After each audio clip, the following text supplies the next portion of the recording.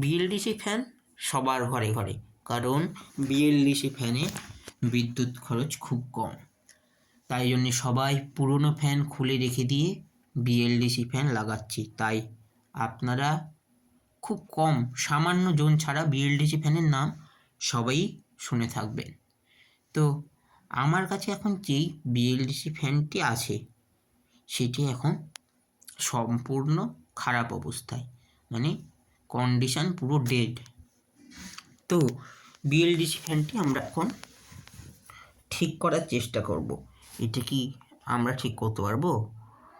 BLDC ফ্যানটি 2 বছর 3 বছর হয়ে গেল বয়স, 2 বছর চালাইনি, 6 মাস চালানোর পরে ফ্যানটি খারাপ হয়ে গেছিলো। তারা বাড়ি ছেড়ে গেছিলো বলে ফ্যানটি পড়েছিল।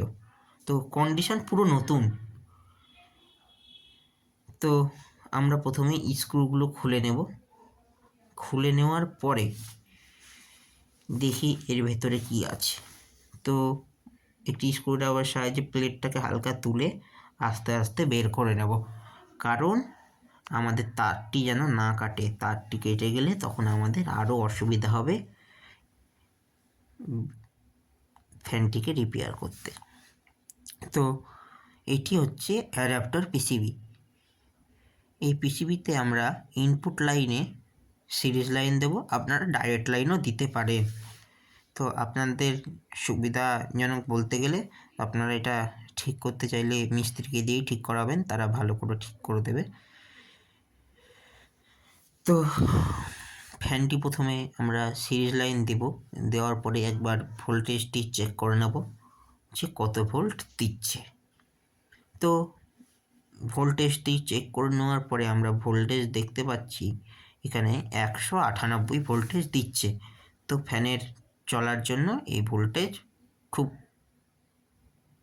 সামান্য ঠিক আছে, মানে ভোল্টেজটি খুব ভালো ভোল্টেজ ফ্যান চলার জন্য। এই ভোল্টেজ থাকলে ফ্যানের কোনো দিন ডিস্টার্ব হয় না। তো আমরা আউটপুট ভোল্টেজটি একবার চেক করে নেব। সাধারণত বিএলডিসি ফ্যান 24 ভোল্টেরই হয়, 12 ভোল্টের খুব কম হয়। তো দেখা যাক এটা কত ভোল্টের হবে। এটা আশা করি 24 ভোল্টেরই হবে। তো এটা 24 ভোল্টের বিএলডিসি ফ্যান। তো মানে এই ওপরকার পিসিবিটি ঠিক আছে। বিএলডিসি ফ্যানে আমাদের দুটো পিসিবি থাকে, একটি ওপরে আর একটি থাকে নিচে। কোনো আবার বিএলডিসি ফ্যানে একটা পিসিবিও থাকে, সেটা ফ্যানের মধ্যে। তো এই ফ্যানে দুটো পিসিবি আছে। তো ঘড়ির কাঁটার উল্টো দিকে ওপরে একটি কাঁচ থাকে, মানে প্লাস্টিকের কাঁচ। তো ওটা খুলে নেব। আমরা আস্তে আস্তে খুলে নিয়ে দেখতে পাচ্ছি যে ওই জায়গাটা একটু কালো, মানে পুড়ে গেছে।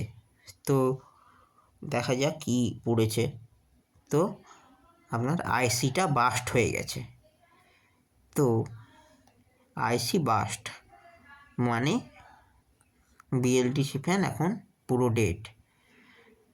আইসি বাস্ট হওয়ার কারণে এই আইসি আপনারা কোথাও কিনতে পাবেন না কোম্পানির ঘর ছাড়া। যদি এই ওপরকার পিসিবিটা খারাপ হতো তাহলে আপনারা বাইরে কিনতে পারতেন এবং খুব সহজেই সারিয়ে নিতে পারতেন। নিচের পিসিবি খারাপ হওয়ার জন্য এটি আপনারা পারবেন না। এটি কোম্পানি থেকে আনাতে হলে 1500 টাকা খরচ হতে পারে।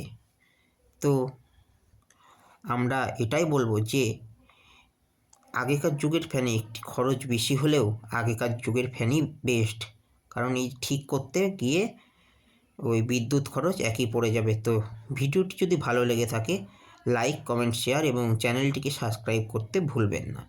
ধন্যবাদ।